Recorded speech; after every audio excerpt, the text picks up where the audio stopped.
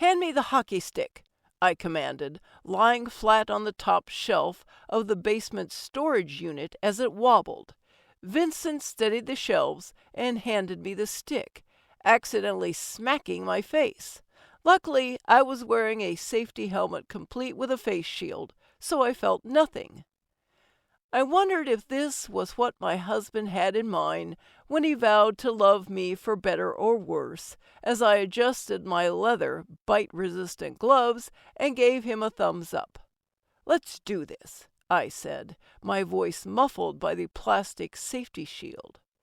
Cautiously, I slid the stick between the concrete foundation and wooden floor joists in the basement of the home we had moved into only a week prior. The stick grazed the gray blob of fur balled up in the tight space, but Farrell Fawcett didn't budge.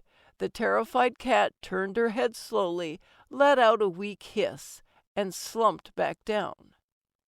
We'd tried everything to coax her out, but it wasn't until I brought our dog downstairs, aka the love of her life, and she didn't even attempt to crawl out of her hiding spot, that I knew Farrell Fawcett was stuck.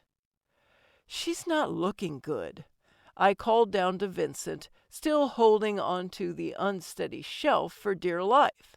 Farrell Fawcett's eyes were sunken in. She seemed lethargic.